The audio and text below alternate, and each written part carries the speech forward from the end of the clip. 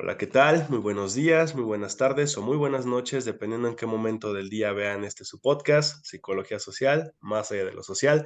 Como siempre, muchísimas gracias a todos y a todos que nos acompañan nuevamente, nos complacen con su sintonía en este nuevo capítulo.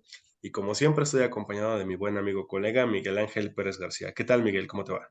¿Qué tal, Atahualpa? Muy bien, muchas gracias y buenos días, buenas tardes, buenas noches a todos, dependiendo de la hora en la que nos vean. Y pues otra vez tenemos un invitado de honor que aquí nuestro compañero Atahualpa nos va a presentar. Exactamente. Así que tenemos un nuevo invitado. Nuevamente estamos de manteles largos. Estamos con el doctor Ruslan Posadas Velázquez. Si me permite, profesor, voy a dar una pequeña síntesis. El profesor Ruslan es doctor en Ciencias Políticas y Sociales por la UNAM.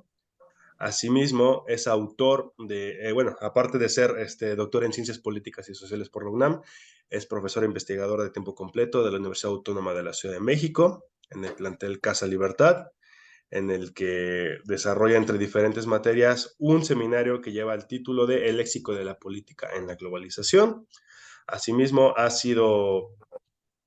mejor dicho, autor de varios libros, entre los que se titulan Realidades líquidas, conceptos zombies, El léxico de la política en la globalización, El otro liberalismo, revisitando la teoría de la justicia de John Rawls, y otro libro que es el más reciente, que es una coordinación junto con la maestra Lilia Gómez Jiménez, que es Perspectiva sobre la gestión de la pandemia por COVID en México. Y hablaremos de ello a lo largo de este podcast, de sus libros y de sus diferentes perspectivas. Así que, doctor, profesor, muchísimas gracias por aceptar esta invitación. No, pues al contrario, pues un honor estar con ustedes y gracias por invitarme a su podcast.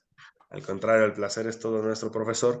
Y pues, como habíamos platicado anteriormente, pues el doctor Ruslan es especialista entre varias cosas, como, como lo comentaba en una presentación en el ambiente de la teoría política de diferentes conceptualizaciones. Él es especialista en la conceptualización del globalismo, es propenso a desarrollar muchas de las teorías y de las ideas, por ejemplo, de autores célebres como Bauman, como Ulrich Beck, entre otros. Entonces, profesor, si le parece, nos gustaría que usted nos pueda definir lo que es globalización hoy en día. Pues mira, realmente entrar al tema de la globalización es complicado, es decir, es una suerte de situación en la cual, por ejemplo, todos hablamos, ¿no? De la globalización, lo tenemos como un concepto realmente de la vida cotidiana, de uso común, y llama la atención que hace apenas 20 años, pues era básicamente un concepto muy académico, ¿no? Es decir, estaba en el mundo de las universidades, se empezó, ¿no? Hace 20 años a hablar en el periodismo de la globalización y hoy en día pues es un concepto de la vida cotidiana. Todos nos referimos a la globalización para entender distintas cuestiones, sobre todo cuando pensamos en la globalización, me parece que hay algunos referentes importantes. Globalización la entendemos como economía en el ámbito mundial, globalización la entendemos como tecnologías de la información y la comunicación, pero sobre todo globalización la entendemos como esta suerte de nueva interacción que hay entre no solamente los gobiernos y las multinacionales o las organizaciones globales, sino entre los individuos de carne y hueso que poblamos este planeta, ¿no? Entonces, esas son tres pautas para entender, digamos, de manera coloquial la globalización. Eh, digamos, ya uno que está en el mundo académico de pronto se preocupa por hacer una suerte de definiciones que vayan más allá de eso. Y entonces, bueno, a mí particularmente me gustan dos autores, ¿no? Que entraron de lleno al tema de la conceptualización de la globalización. Uno es el que tú mencionabas hace rato, Zygmunt Bauman, sociólogo de origen polaco, quien pues la define como esta suerte de mundo líquido en función de entender que la globalización, sobre todo si la entendemos en un referente de la actualidad, pues tiene que ver con los procesos que ya no son de larga duración. Es decir, lo que antes, ¿no? Hace 100 años, hace 50 años, considerábamos avances o procesos de larga duración, hoy en día se convierten en situaciones efímeras. Entonces, por ejemplo, Bauman trabajó mucho la idea de que la globalización era sobre todo este elemento que hacía que nuestra vida pues estuviera ya más bien marcada por la rapidez y la incertidumbre, ¿no? De ahí, por ejemplo, esta cuestión de la metáfora de la vida líquida, que es con la cual él conceptualiza la globalización, en contraposición a la metáfora de la vida sólida, que caracterizaba al mundo bipolar, al mundo de la posguerra de hace 70 años. Y entonces, esa situación es la que, por ejemplo, hace que Bauman no sea más bien un autor más proclive a las metáforas y más en el entendido de entender a la globalización en un elemento de difusión, ¿no? Que luego a veces es lo que nos falta mucho en el mundo académico, ¿no? Que digamos de conceptos tan rimbombantes no logramos, digamos, hacer una aprehensión de las situaciones y las terminologías de la vida social. Y Bauman, por ejemplo, con esta metáfora de la vida líquida, pues hace, digamos, un experimento social para entender qué es lo que nos pasa a los individuos de carne y huesa de la vida cotidiana, de a pie todos los días, y no necesariamente tiene que ver con lo que sucede allende las fronteras nacionales o entre empresas multinacionales o gobiernos, digamos, multiregionales. Entonces, en ese sentido, por eso la idea de la vida líquida, ¿no? Es decir, esta vida que se nos escapa de las manos y que está en constante cambio, es la que para Bauman definiría la globalización. Después hay otro autor, ¿no? Que también, digamos, he trabajado en los últimos años, que se llama Ulrich Beck, bueno, se llamaba, y él sobre todo es un sociólogo de origen alemán. Él sobre todo sí se metió más a la discusión del ámbito académico, ¿no? Sin embargo, me parece que es dentro de los autores que han trabajado la globalización quien tiene también una suerte de mayor comprensión del fenómeno, porque para él la globalización tendría que ser entendida en tres dimensiones. Sin entrar, digamos, mucho a detalle, nada más apuntaré que dentro de esas tres dimensiones, él acuña, por ejemplo, los conceptos de globalización, globalidad y globalismo. Para ver, por ejemplo, la globalidad significaría que no es que la globalización sea un elemento nuevo, sino que en todo caso estamos viviendo una etapa novedosa de la globalización desde hace 25 o 30 años y que en todo caso la globalidad implicaría que esta comenzó cuando empezaron a darse los primeros intercambios económicos entre imperios y civilizaciones. Es decir, ahí nos tendríamos que ir incluso a siglos anteriores a Cristo, ¿no? Si utilizamos el calendario cristiano, ¿no? Que es nuestra base, ¿no? En el tiempo. Y entonces, bueno, pues eso tendría como, digamos, una suerte de fecha en el siglo IV antes de Cristo. Entonces, la globalidad tiene mucho tiempo, ¿no? Obviamente era otro tipo de globalización en ese entonces, pero, pues digamos, esta interrelación entre imperios y civilizaciones hace que, por ejemplo, para Beck, pues la globalización sea algo ya que tiene bastantes siglos, ¿no? Sin embargo, hoy en día, dice Beck, la globalización pues tiene, digamos, un componente relevante y por eso, para referirse él al proceso como tal que estamos viviendo, sí utiliza el término globalización, pero específicamente para referirse a lo que ha ocurrido básicamente desde la posguerra, pero desde la posguerra fría hasta nuestros días. Y eso tendría que ver sobre todo con la entrada en escena y el desplazamiento, obviamente, la entrada en escena de multinacionales, de empresas transnacionales, de organizaciones civiles internacionales que desplazan a los actores tradicionales en la escena mundial, que eran los estados nacionales. Entonces, para ver un elemento significativo o dos elementos significativos que ayudaron a eso son, por un lado, el comercio internacional y, por otro lado, las tecnologías de la información y la comunicación. Y Beck lo que nos señala para un tercer elemento es llamarle globalismo a esta parte neoliberal de la globalización, que en ocasiones, sobre todo en las posiciones y planteamientos de izquierda, hay una suerte de tratar de asemejar los conceptos neoliberalismo y globalización. Entonces dice Beck, eso es cierto en parte, pero también no nos podemos dejar guiar por esa tesitura, porque, como decía yo hace rato, ¿no? Para Beck la globalización tiene muchos hilos de existencia. Hoy en día, efectivamente, desde hace 25 años es un proceso nuevo, pero también dice Beck, cuando deje el neoliberalismo de existir, seguirá habiendo globalización. Y entonces, por eso, específicamente para conceptualizar la globalización en esta etapa neoliberal, es decir, lo que hemos vivido desde los años 90 del siglo pasado hasta nuestros días, Beck acuña el término globalismo y ahí sí se referirá exclusivamente a la parte de la globalización que defiende y entroniza la ideología del libre mercado, ¿no? Entonces, resumiendo, ¿no? Bueno, ahí Beck ya nos estaría planteando tres maneras de entender la globalización, es decir, como proceso histórico, ¿no? La globalidad como elemento novedoso en nuestros días, pero que persistirá a lo largo de los años venideros, es decir, la globalización como tal, y la parte ideológica de la globalización en el momento actual, que él la definiría como globalismo. Entonces, bueno, para mí estos dos autores, ¿no?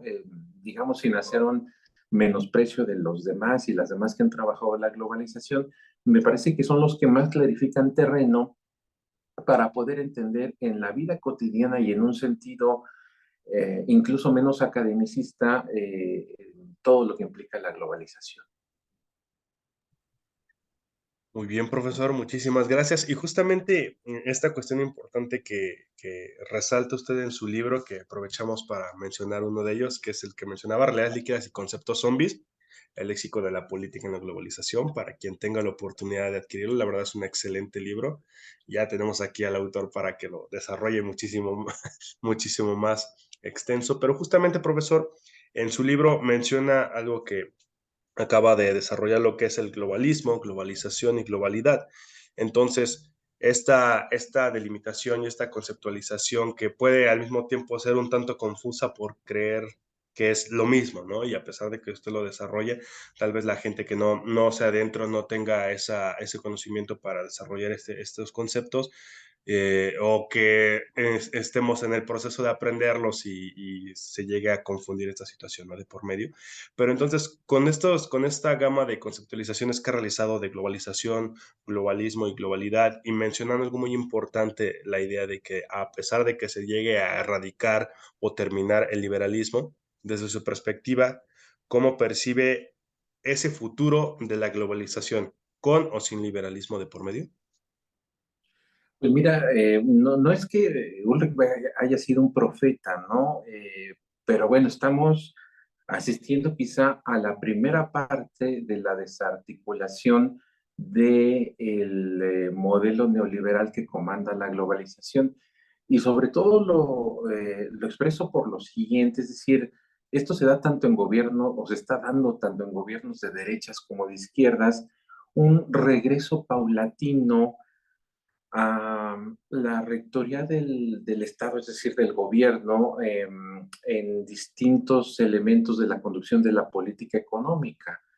Entonces, por ejemplo, ¿no? Cuando hoy en día se habla, ¿no? de el asunto de cómo se deben pagar los impuestos, quiénes deben pagarlos, cómo se deben poner, en todo caso, elementos de restricción a las inversiones que antes eran golondrinas y hoy pues ya, digamos, se les pone límites en ciertos estados nacionales, no en todos, obviamente, pero a lo que me refiero es que hay un proceso de recentralización de la cuestión estatal y eso va haciendo, ¿no? que asistamos a la primera parte de la desarticulación del modelo neoliberal. Obviamente esto va a tardar muchos años, ¿no? Hay, digamos, posiciones, sobre todo de la izquierda, que están celebrando que ya se acabó el neoliberalismo, pero, digamos, baste ver en un sentido, digamos, objetivo y fuera del calor de la discusión que acompaña, por ejemplo, la cuestión de cómo valoramos al gobierno en México que hay desde 2018, pero en el fondo, pues digamos, la conducción sigue siendo en términos económicos de libre mercado. Es decir, si hay más política social, no hay más elementos de tratar de hacer la política económica como se hacía en otros tiempos, ¿no? Es decir, con fuerte control estatal, pero bueno, el hecho es que está sembrada ya la semilla y con el paso del tiempo, ¿no? Lo que, digamos, se ha pensado es que, sobre todo Thomas Piketty, ¿no? Es quien más ha trabajado en eso, pues es que, digamos, en el momento, ¿no? Que tenemos de aquí a más o menos 40 años, asistiremos a una nueva etapa de la globalización que obviamente ya no será comandada por los neoliberales, sino que en todo caso pues será comandada, y yo no me atrevería a decir un nuevo término, ¿no? Pero bueno, muchos han dicho pues por los neoestatistas, ¿no? O los neokeynesianos. Entonces, ahí atendiendo a la teoría de Ulrich Beck, de la que hablamos hace rato, podríamos decir que se habría acabado la parte globalista de la globalización y entraríamos a una nueva fase. Y por eso planteaba yo hace un momento que realmente no nos tenemos que ir con la finta de que la globalización es sinónimo de neoliberalismo, ¿no? Digamos en un sentido general, en la parte que nos ha tocado vivir desde los años 90 a la fecha, sí, ¿no? Tenemos una globalización neoliberal y digamos quienes comandaron o han ido comandando esa parte, pues son básicamente fanáticos neoliberales, ¿no? Es decir, formados en la ortodoxia del libre mercado, pero que bueno, pues han ido perdiendo terreno, ¿no? Fuerza, porque pues las propias políticas neoliberales no han dado, digamos, los resultados esperados y han causado mucho malestar social, ¿no? Lo cual explica, entre otras cosas, ¿no? El advenimiento, ¿no? De gobiernos, pues, que podríamos catalogar en la izquierda, en América Latina, ¿no? En Europa, ¿no? Desde el inicio del siglo. Pero también, digamos, hoy en día tenemos formaciones políticas de derecha que no necesariamente están coligadas con el modelo neoliberal. Entonces, atendiendo a este planteamiento que tú hacías, Atahualpa, pues el asunto estaría en que, digamos, ojalá no sobre vida, ¿no? Bueno, más a ustedes, ¿no? Que son más jóvenes que yo, para poder ver este nuevo capítulo de la globalización, pero ya comandado por otros actores muy distintos, ¿no? A los que dejó el llamado consenso de Washington. Entonces, bueno, sí, la dirección va para allá, pero obviamente tampoco es un asunto de que ya estemos, como se dice ahora, en el post-neoliberalismo. A lo mejor sí en una primera parte de desarticulación de algunos elementos neoliberales, ¿no? De conducción de la globalización, pero todavía como tal pudiéramos decir en el 2022, pues la globalización sigue siendo comandada por una visión neoliberal. Adelante, Miguel. Y, por ejemplo, bueno, ya trayendo a lo que nos dice el profesor, como cómo ve el futuro de la globalización o este término, cómo se va a ir transformando, por ejemplo, para nosotros que lo podemos traer o aterrizar a las cuestiones eh, sociales de los grupos o de la cultura o de las personas de a pie, bueno, al menos es una pregunta o una observación que también le puedo hacer, bueno, más bien la pregunta sería el profesor y esto es como lo que hemos visto, hemos entendido a través del tiempo que la globalización ha sido como un foco o una lupa que ha potencializado o nos ha dejado ver o ha maximizado esas diferencias que hay entre los grupos sociales, ¿no? Tal vez sí, como lo dice el profesor, vamos rumbo a transformar este nuevo, bueno, más bien a transformar el concepto de globalización que también lo dice Beck, ¿no? Que es difícil saber cómo va a ser el nuevo término, ¿no? Hacia la globalización, ¿no? Como en ese tiempo cuando se utilizaba este nuevo término, era como de cómo le vamos a llamar a este nuevo liberalismo, a esta nueva situación que estamos pasando. Pero, por ejemplo, en términos de lo social, eh, podemos poner un ejemplo sobre el uso de Internet, ¿no? Hace algunos años el uso de Internet era para pocos, eh, y todos dicen, no, pues es que la globalización te ha ayudado, ¿no? Con este discurso de modernización, ¿no? De ir hacia adelante, pero también nos ha dejado ver que no todos tenemos las mismas oportunidades y esto es como algo que de alguna u otra forma se le agradece a la globalización que nos permite ver estas desigualdades, ¿no? Porque todos dicen, pues sí, es que ya estamos en la era pues de la información rápida, de que podemos captar todo rápido, pero viendo algunas estadísticas o algunos estudios, pues no todas las personas, al menos en México, cuentan con el Internet, ¿no? Tendríamos que ver cuántas personas de verdad de los 100 millones o más de 100 millones de personas que somos en México, tendríamos que ver de verdad cuántas personas tienen acceso a Internet, ¿no? Cuántas de esas personas tienen acceso a la información y, y también, por ejemplo, te dicen, ay, sí es que yo puedo hacer tal o cual cosa, pues desde ahí ya lo puedes hacer, ¿no? El Internet te permite un aprendizaje más rápido, pero no, ¿no? Y simplemente también acceder a un libro, ¿no? A lo mejor dices, bueno, pues lo busco en Internet y dices, bueno, no está, voy a comprar un libro y tampoco todos tienen esa misma oportunidad de buscar la información, ¿no? Entonces la globalización nos ha permitido ver eh, estos casos de desigualdad social, ¿no? Como cosas más baratas o que te quieres tú presentar al mundo. Nosotros tenemos la oportunidad de poder pagar el internet o dar una renta, pero no todos, ¿no? Entonces, esto es como otra cuestión social de lo global. Y también Beck, en su libro del riesgo, ¿no? De la cultura del riesgo, de la sociedad del riesgo, hace una importante o señala un importante caso que es como hacia el medio ambiente, ¿no? Que es cómo esta globalización ha transformado el concepto de riesgo, ¿no? A través del tiempo, ¿no? Ahí él dice en sus primeras páginas, creo, que, o sea, parafraseándolo, es de que antes como los riesgos eran percibidos, ¿no? Eran muy visibles. Entonces tú sabías en qué momento podías estar en riesgo, ¿no? Cuando ya estabas perjudicando al planeta, ¿no? La deforestación, la quema, todo eso. Y hace un ejemplo muy claro de esto, ¿no? Que las personas que tienen la capacidad de contratar a otras personas, por así decirlo, ellos empiezan a generar riesgos que no se perciben y no solamente se quedan digamos que en este pequeño grupo de personas que trabajan para alguien, ¿no? Sino que poco a poco, a eso es como el ejemplo que utiliza como de globalizar el riesgo, todos estos riesgos que van perjudicando como la radiación, la contaminación de las aguas, y que esa misma agua va a contaminar las frutas, las verduras que se cosechan, esos riesgos se van transformando o sí, más bien estos problemas y estas contaminantes que se, que absorben los vegetales o la comida o los animales, poco a poco, como son invisibles, pues van abarcando más a una población más grande, ¿no? Ya solamente no se queda en este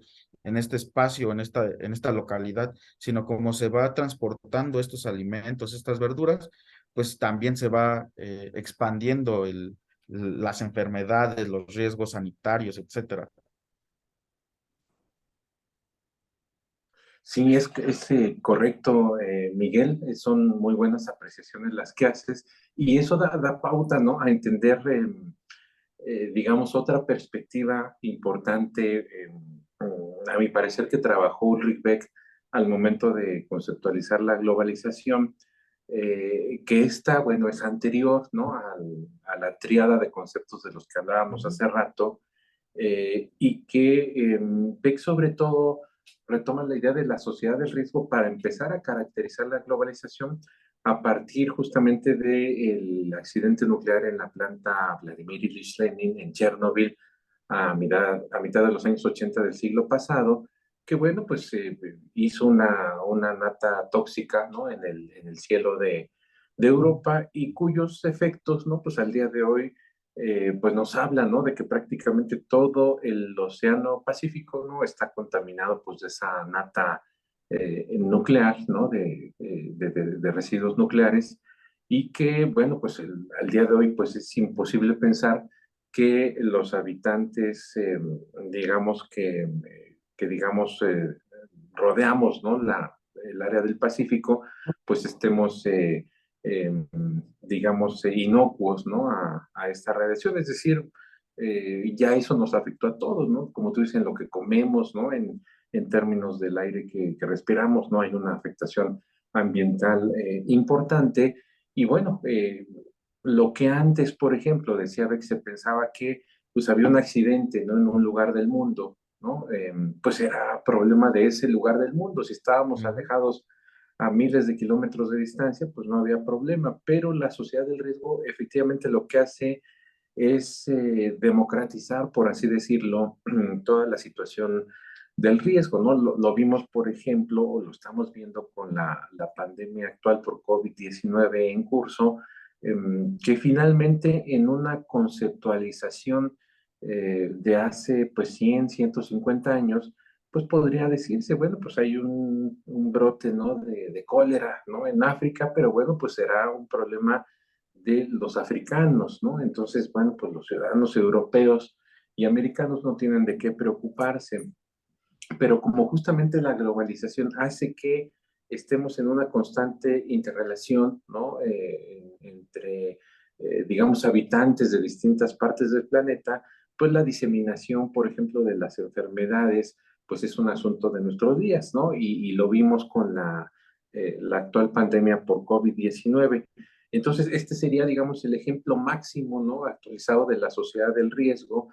Beck lo trabajaba, decía yo hace rato, en el contexto del accidente nuclear en Chernobyl en los años 80 del siglo pasado, pero también lo podemos ver en términos de esta discusión que hoy en día está también en curso, que se le ha dejado de lado, pero que es importante, que tiene que ver con el cambio climático.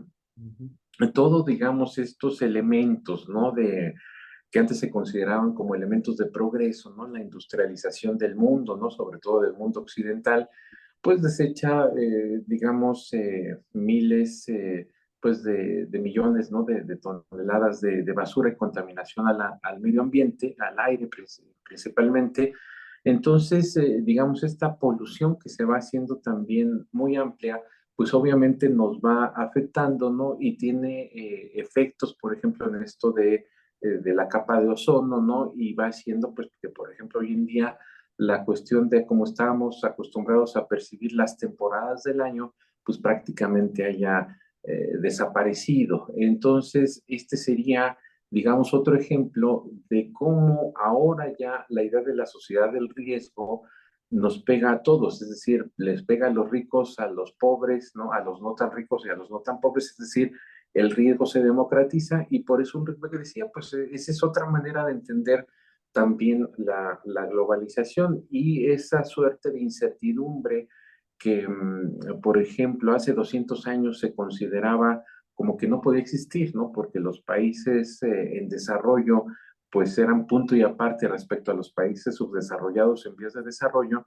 hoy en día ya no existe. Incluso si revisamos, por ejemplo, esta teoría, ¿no?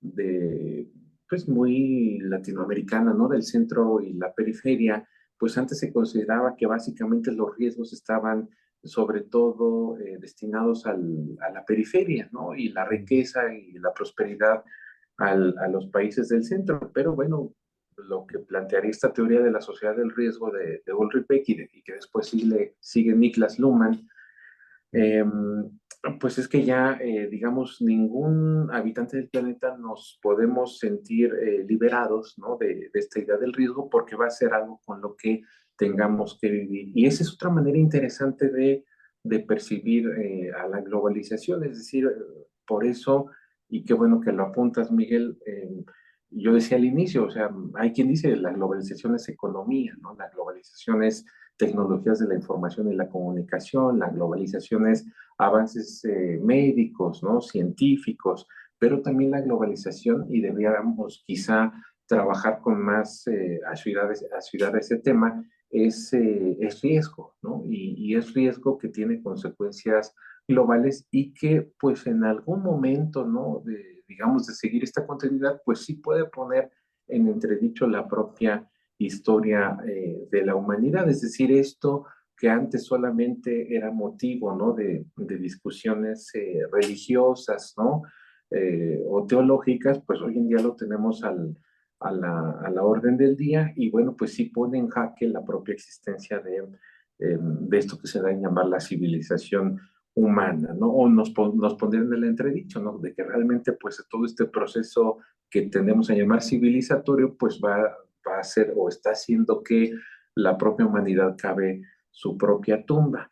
Y también por eso, que quería nada más apuntar como digamos, elemento también a tu argumentación, Miguel, es que esta idea, ¿no? También la retoma en algún momento Sigmund Bauman para decir que la globalización es ante todo, ¿no? Incertidumbre y que en todo caso lo que tenemos hoy en día es que todas estas cuestiones, ¿no? Que tienen que ver con los daños no solamente financieros y medioambientales, pues hace que los ciudadanos del mundo, ¿no? Los habitantes de este planeta, ¿no? Pero sobre todo, pues digamos, los individuos comunes y corrientes, los ciudadanos de a pie, pues sean los que padezcamos más estos elementos de incerteza que trae consigo la globalización. Y eso haría justamente que la vida fuera más líquida, ¿no? Atendiendo esta metáfora de Bauman, y que por ende, digamos, el vivir esta vida, ¿no? A las generaciones que nos ha tocado hacerlo, pues es relativamente un desafío mayor a la que tuvieron, por ejemplo, eh, habitantes de otros tiempos, ¿no? Y miren que, por ejemplo, Bauman decía eso, pues digamos, ya siendo un anciano, ¿no? Es decir, Bauman no tiene, digamos, esta fortuna de vivir justamente el tránsito, ¿no? Del mundo sólido al líquido, pues es alguien que finalmente se forma, ¿no? En el periodo entre guerras, en la posguerra, que le toca vivir las mieles del estado de bienestar en Europa, ¿no? Pero que ve también después el declive del estado benefactor y el ascenso del neoliberalismo. Entonces, Bauman, digamos, tiene una biografía interesante, ¿no? En términos, pues, de la vida que le toca vivir y digamos, me parece que ese elemento, ¿no? De haber logrado vivir tantos años hace que justamente Bauman retrate el hecho de decir, pues la globalización también hoy en día tiene que ser incertidumbre, porque, digamos, este temor o estos temores a los cuales, digamos, estamos abocados los habitantes del presente, pues es algo que no vivieron, ¿no? Por ejemplo, la gente que ya para no hablar del siglo XIX, ¿no? De tiempos anteriores, pero es algo que ni siquiera se imaginaban los habitantes del siglo XX, de mitad del siglo XX, es algo que ni siquiera se imaginaba en sus peores pesadillas Max Weber, ¿no? Cuando hablaba pues de que realmente el mundo está regido por los demonios, ¿no? Es decir, Weber no se imaginaba que los demonios de estos tiempos, ¿no? Del siglo XXI pues iban a ser mayores y entonces, en fin, esa pues sería otra manera también de definir la globalización y que me parece que es más acorde a lo que tenemos en términos de experiencias de vida en la actualidad. La globalización también es incertidumbre, ¿no? Y da muchos elementos de incerteza para poder vivir una vida cotidiana, ¿no? Y hago el apunte que también me parecía destacable que hacías al inicio de tu intervención, en el sentido de la desigualdad del proceso de globalización, es decir, esto que tú planteabas, ¿no? De pronto cuando los fanáticos neoliberales empezaron a teorizar y escribir manuales sobre la globalización en los felices 90, como le gustaba decir a Joseph Stiglitz, los felices 90 del siglo pasado me refiero, pues básicamente era todo miel sobre hojuelas, ¿no? Se decía, bueno, si el neoliberalismo va a traer prosperidad, el comercio internacional va a hacer que esta cuestión, pues, de la mano invisible de la teoría de Smith, pues, se convierta realmente en una mano visible que reparta prosperidad y progreso. Y ese sueño se acaba muy rápido, es decir, es una idea que se pondera en los 90, pero que al inicio del siglo, pues, da como resultado movimientos sociales importantes, en América Latina y Europa, ¿no? Bueno, aquí destacadamente, pues, el movimiento de los sin tierra, ¿no? En nuestra región, los piqueteros, ¿no? Todo, digamos, esta gama de organizaciones que estuvo, digamos, en términos de acompañar la protesta, por ejemplo, del Ejército Zapatista de Liberación Nacional en México, ¿no? Hoy en día, pues, muy olvidado, ¿no? En función de que ya no se le considera de izquierda, ¿no? Para los integrantes del nuevo gobierno, pero digamos, me hacía, digamos, eco esto que planteabas, Miguel, en el sentido de que, por ejemplo, ¿no? Un fanático neoliberal de esos tiempos, ¿no? Integrante del gabinete de Ernesto Zedillo, José Ángel Gurría, decía, ¿no? Que, por ejemplo, lo de los zapatistas, pues era una guerra de tintas e internet, ¿no? Haciendo referencia a que los comunicados del subcomandante Marcos, pues tenían fuerza en función de que, pues, se difundían a través de la red global, del internet, y eso hacía que el movimiento fuera conocido, pero que no era, él trataba de descalificar, ¿no? A los zapatistas diciendo, pues ellos no tienen poder en términos de armamento, ¿no? Es decir, su poder es en términos, pues, de la palabra, y eso se los facilita un elemento de la globalización que es el Internet, ¿no? Entonces, bueno, haciendo este reconocimiento, efectivamente yo estoy de acuerdo contigo, ¿no? Se puede decir mucho en términos de que hoy en día la economía está globalizada, de que hay un aumento de las tecnologías de la información y la comunicación, pero es un elemento desigual. Ahora también yo lo que he peleado mucho, ¿no? Con colegas académicos, ¿no? Que de pronto se ponen, digamos, la camiseta del martirologio, ¿no? Del mártir. Es decir, por ejemplo, comunidades como las nuestras, hay que reconocerlo, ¿no? Somos beneficiarios de la globalización, es decir, el hecho de que tengamos la posibilidad, ¿no? De tener este intercambio de ideas, esta charla tan amena como la que tenemos, es finalmente resultado de que somos esa parte privilegiada que tiene acceso a esta suerte de servicios, ¿no? Yo no tengo el dato exacto, no estoy por conseguirlo, pero habría que ver qué porcentaje de mexicanos tiene un teléfono inteligente, así sea de segunda mano, porque eso nos va a dar un indicador de que realmente, bueno, pues puede haber un discurso muy contrario a toda esta lógica de la globalización y de los elementos que pudiéramos decir inútiles, ¿no? Es decir, nuestros abuelos, ¿no? Incluso nuestros padres mm, podrían fácilmente prescindir de un teléfono inteligente, nosotros ya no podemos hacerlo, o sí podríamos hacerlo, pero ya nos costaría trabajo, ¿no? Mucho trabajo. Sí, nuestros abuelos vivían muy tranquilos y relajados en redes sociales. Para nosotros, pues es un asunto hasta en una de esas de carta de presentación, ¿no? Que son elementos que uno tiene que poner en el currículum cuando uno pide trabajo, ¿no? Pero habría que ver, digamos, en un sentido de serenidad, desideologizado, para ver en todo caso qué tan beneficiarios o qué tan perjudicados hemos sido por la globalización. Y yo parto de la hipótesis de que cuando menos quienes estamos en el ámbito académico, con todas las limitaciones que pudiéramos tener en función de que no nacimos de cuna de oro, ni mucho menos, pero digamos, estos elementos sí pudiéramos decir que vienen de la globalización, nos han ayudado a ponderar pues un poco nuestra profesión y eso habría que aceptarlo y no tiene nada de malo aceptarlo y también reconocer, bueno, obviamente, ¿no? De pronto se trata de romantizar mucho este asunto de la pobreza, pero pues hay que decirlo con toda claridad, ¿no? En la Sierra Tarahumara, ¿no? En la Sierra de Guerrero, pues eh, estos temas de los que estamos hablando, pues ni siquiera son temas, ahí la lucha es por sobrevivir, ¿no? Por al menos comer una vez al día y en todo caso, pues no pasa por el hecho de tener una red inalámbrica de Internet, ¿no? Un asunto de aprender con matemáticas, con nuevas tecnologías de la información y la comunicación. Ahí es un elemento de supervivencia y esos elementos, ¿no? Cuando, digamos, estudiamos el proceso de globalización, también tienen que ser considerados, como tú bien señalas, Miguel, es decir, la globalización no está siendo para todos y ese cuando menos fue un paradigma que sí se trató de implantar desde los años 90 del siglo pasado, pero no se ha dado en cuanto tal, ¿no? Es decir, ahí sí podríamos decir que hay años luz de distancia en términos de cómo se percibe la globalización en las grandes urbes y ciudades, ¿no? Incluso en la periferia de las ciudades, en lo que se deben llamar las zonas conurbadas, con respecto al ámbito rural, ¿no? Donde, pues, digamos, esto que se debe llamar globalización se puede percibir y se entiende de otra manera, y sobre todo se vive de otra manera.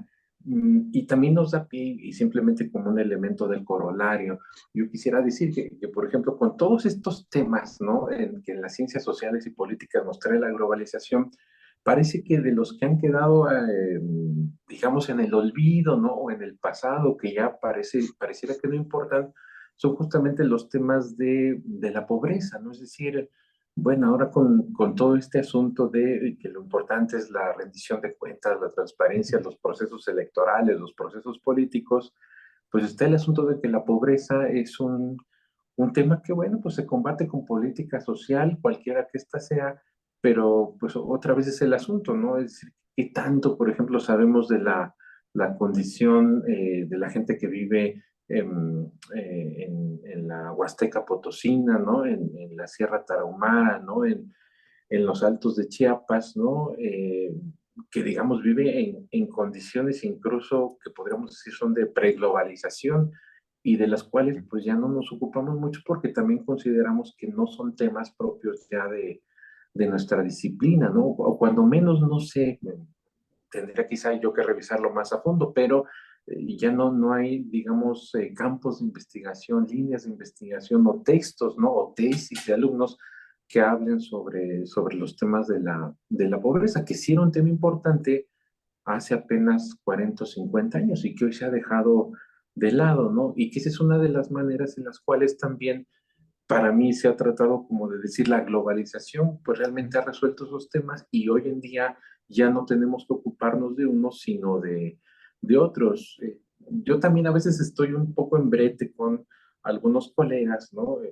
Que digamos trabajan estos temas de la nueva generación, los temas electorales, los temas de lo que se deben llamar políticas públicas, ¿no? Que bueno, yo siempre digo, bueno, si existen las políticas públicas que nos presenten a las políticas privadas, ¿no? Y ahí tendremos muchos problemas.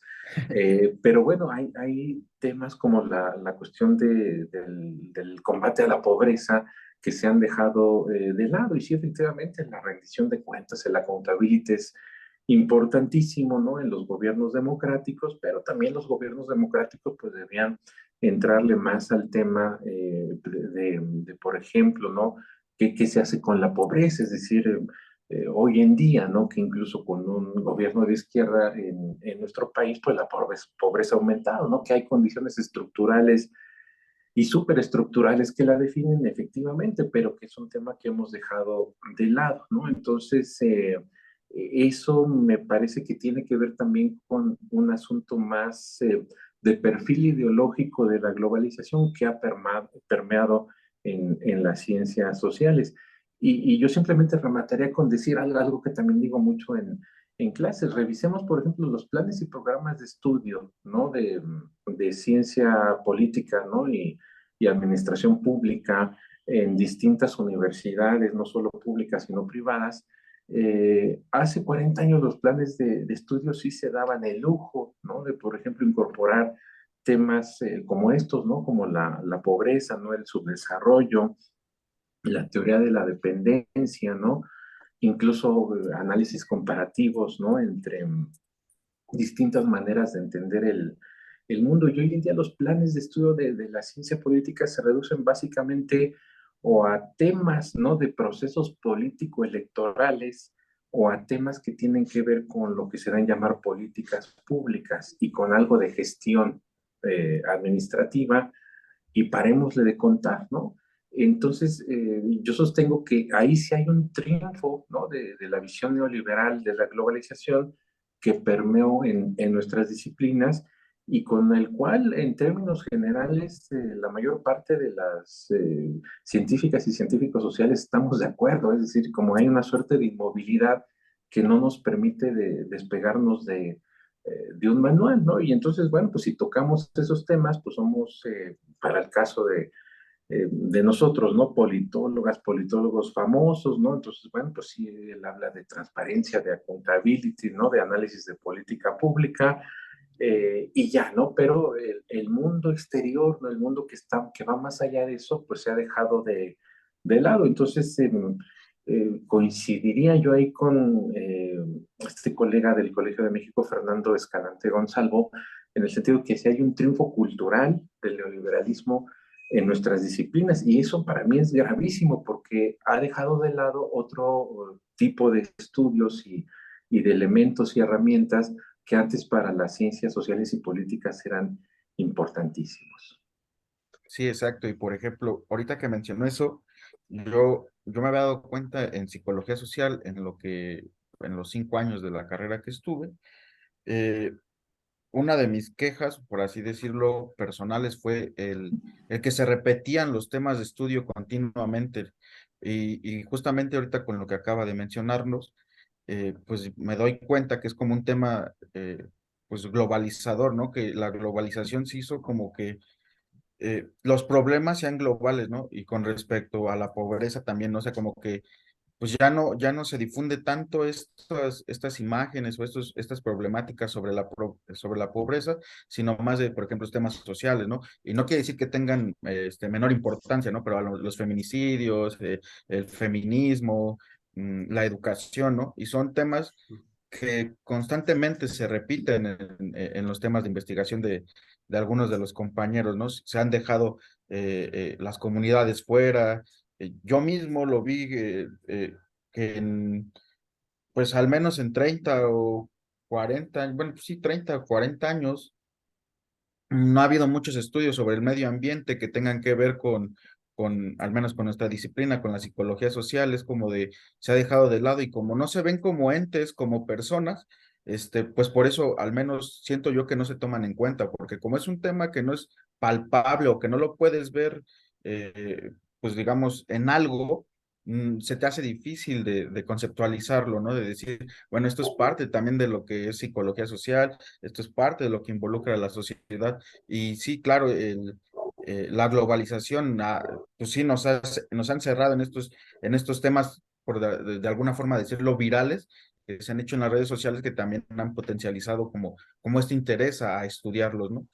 Y, por ejemplo, lo que dice Bauman y Beck y McLuhan, que ya nos daban un esbozo de que no solo que la globalización no era que, como lo dicen los noventas, ¿no? Como esta idea de que, con esta idea del progreso, ¿no?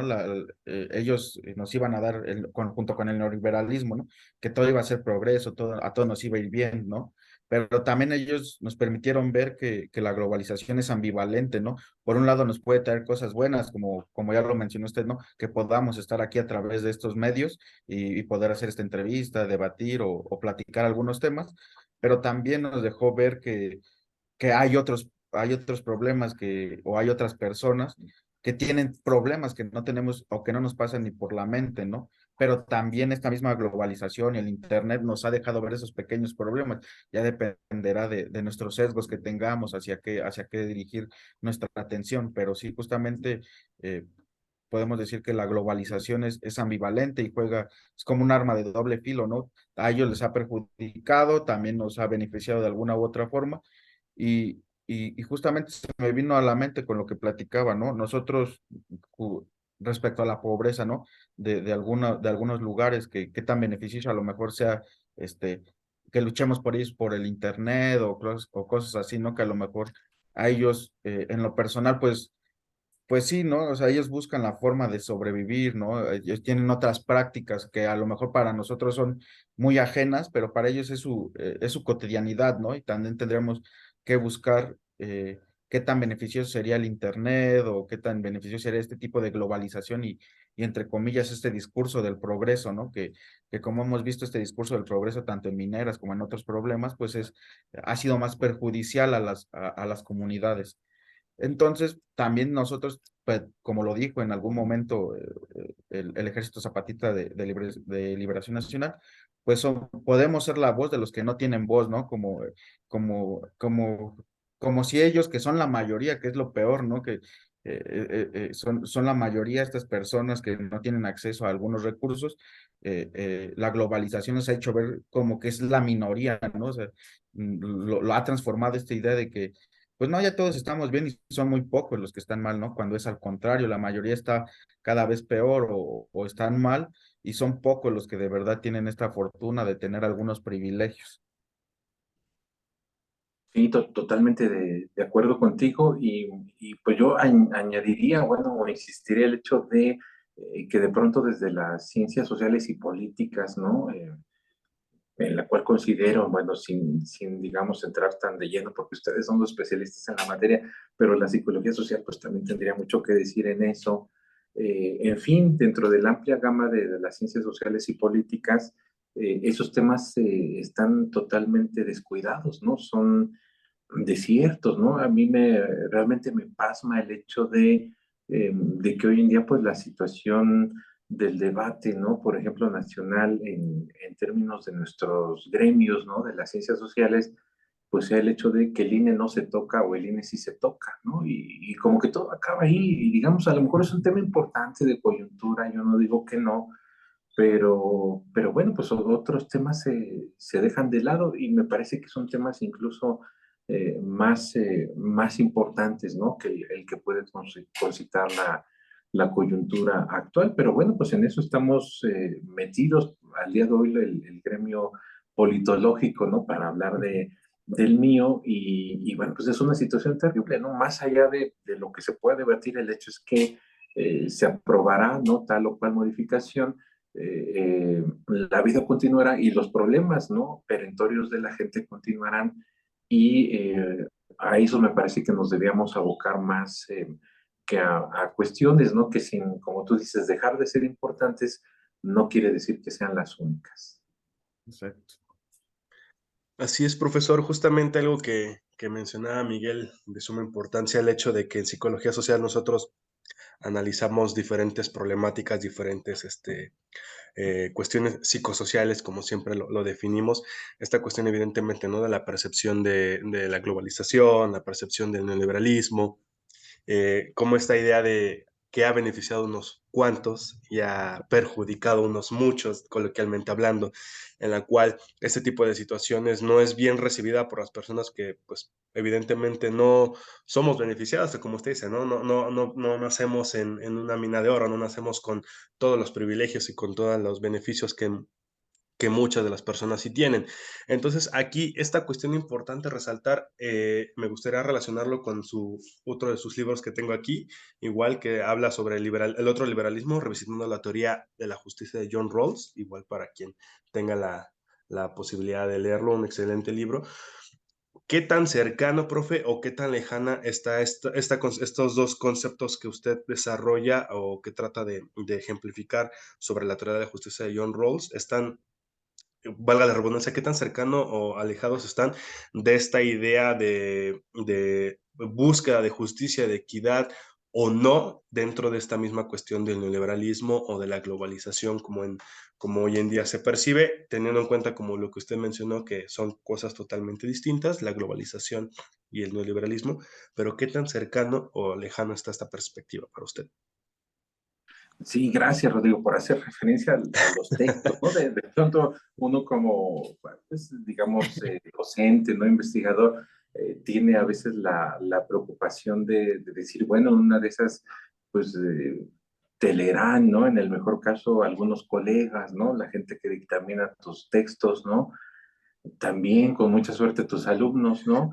Y se queda ahí. Entonces, bueno, pues, digamos, para quien vea este programa, este podcast en algún momento de su vida, ¿no? Pues bueno, te agradezco pues la difusión del texto. Y bueno, yo quisiera comenzar diciendo que justamente el texto se llama, o comienza diciendo que se llama El otro liberalismo, porque a mí particularmente dentro de los autores liberales, ¿no? Que conocemos más comúnmente, ¿no? Que van desde Locke, ¿no? Hasta pues gente más renombrada actualmente, ¿no? Como que fue en su momento, ¿no? De los precursores de la ciencia política contemporánea como Norberto Bobbio o Giovanni Sartori, digamos, conocemos cómo actúa ese pensamiento liberal, ¿no? Que tiene que ver sobre todo con el hecho de ponderar, ¿no? Derechos civiles, ¿no? Políticos, ¿no? Y cómo, digamos, consiguiendo estos derechos se consiguen otro tipo de derechos, ¿no? Sin embargo, esa parte, o digamos, esa conceptualización del liberalismo, aunque ha sido importante, ¿no? Es importante para la historia del pensamiento político, deja de lado muchas cuestiones en el ámbito social, ¿no? Entonces, por eso, como que de pronto a la teoría liberal se le ve, pues, como una suerte de que excluye otros elementos del pensamiento político y social. Y yo traté de, digamos, decir, ¿no? Que John Rawls hace un liberalismo distinto, ¿no? Por eso se llama el otro liberalismo. Y bueno, revisitando la teoría de la justicia de John Rawls es porque justamente John Rawls escribe en el contexto de la posguerra, ¿no? El consenso que se da, ¿no? En el mundo bipolar en 1945. Esta obra que da lugar a su teoría, pues la publica en 1971, obviamente en un contexto muy distinto al que hoy en día tenemos, ¿no? Un contexto bipolar, ¿no? La lucha entre capitalismo y socialismo, ¿no? Al menos en la teoría, en la práctica, pues el socialismo nunca se llevó a cabo, ¿no? Al menos en la práctica de la Unión Soviética, ¿no? Y de sus países satélites. Entonces, bueno, lo que son las cosas, ¿no? John Rawls escribe de cosas completamente anticoyunturales, pero que tienen una fuerza y un elemento que me parece importante retomar de los 70 al día de hoy, porque plantearían las cuestiones que tendrían que ver con la vida cotidiana de muchos habitantes del planeta. Es decir, por un lado retoma estos elementos principales o muy caros que tiene la teoría del liberalismo clásico, que tendrán que ver con los derechos, las obligaciones, ¿no? El elemento, pues, de ser ciudadano, con otros elementos que tienen que ver con la supervivencia de esos ciudadanos, ¿no? Entonces, eh, sin querer hacer de este podcast un asunto de clase, ni mucho menos, pero John Rawls plantearía, ¿no? Que habría, digamos, en el ámbito del ordenamiento social, dos cosas importantísimas, ¿no? Por un lado, que los individuos tuviéramos derechos, ¿no? Importantes, ¿no? Como de expresión, de asociación, a votar, ser votado, es decir, todo lo que conocemos como parte importante de la teoría liberal, pero que a su vez, ¿no? Para que esos derechos funcionen, tienen que ir acompañados de derechos sociales, es decir, en un ordenamiento social, decía John Rawls, no podemos decir que todos nacemos con las mismas habilidades, ¿no? Ni con los mismos beneficios. Es decir, un poco haciendo referencia a esta lógica muy de pensamiento, eh, digamos, muy ¿cómo podríamos decirlo? Para que no se oiga tan feo, ¿no? Pero de pensamiento demasiado abstracto, pero que nos da lugar, por ejemplo, a frases tan terribles como del pobre es pobre porque quiere, ¿no? Y entonces, bueno, quien hace alusión a eso, pues hace referencia a, bueno, pues es que tú eres pobre porque no buscas trabajo, porque no consigues, ¿no? Sin embargo, quien dice eso, pues no sabe que pues no hay trabajo, ¿no? Y que, bueno, pues el Exactamente. trabajo que hay, pues es flexible, ¿no? O no tiene prestaciones, ¿no? O es por tiempo determinado.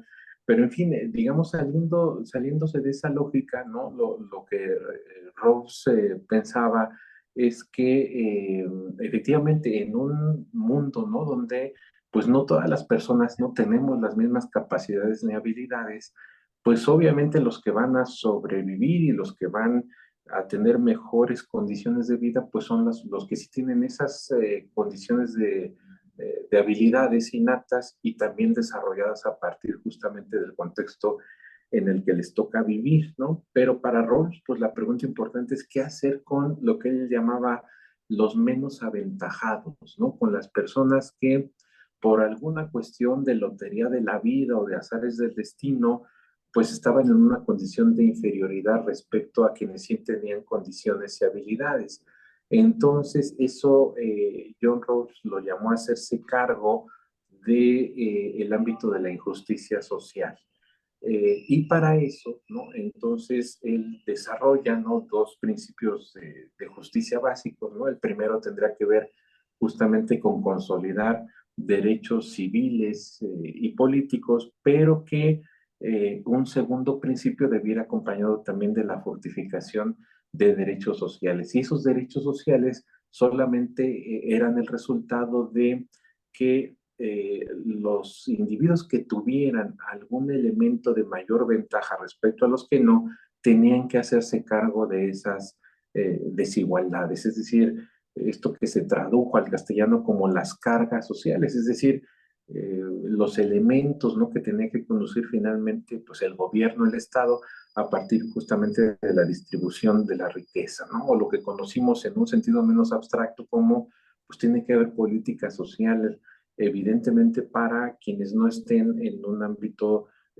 favorecido, ¿no? Como lo pueden estar quienes sí tienen condiciones de ventaja, ¿no? Entonces, para John Rawls, ¿no? Si no interactuaban esos dos principios, es decir, el principio básico de los liberales, ¿no? De los derechos, ¿no? Y las obligaciones, si no interactuaban con el elemento de las cargas y los beneficios sociales, entonces no tenía sentido ninguna teoría de la justicia. Y para Rawls, por ejemplo, estaba el hecho de que sobre todo la teoría liberal ponderaba, ¿no? Los derechos y las obligaciones, pero lo demás pues era un asunto como que se dejaba de lado. Y entonces Rawls trata de incorporar no solamente los elementos del liberalismo clásico, de la teoría política liberal clásica, sino también elementos que tenían que ver con la cuestión de la teoría igualitaria, ¿no? Que se asociaba mucho en aquel entonces a las nociones socialistas,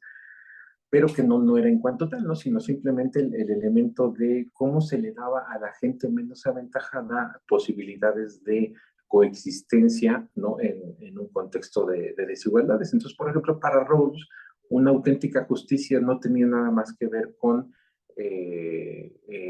que se escribiera en papel que todos éramos iguales y libres, que podíamos votar y ser votados, sino que también se tuviera que escribir en papel el hecho de que se tenían que dar las condiciones para que esos derechos se cumplieran. Es decir, esto que en otros tiempos se caracterizó, bueno, con la teoría marxista, ¿no? Sobre todo, bueno, pues el individuo, ¿no? Antes de entrar en el mundo de la acción, ¿no?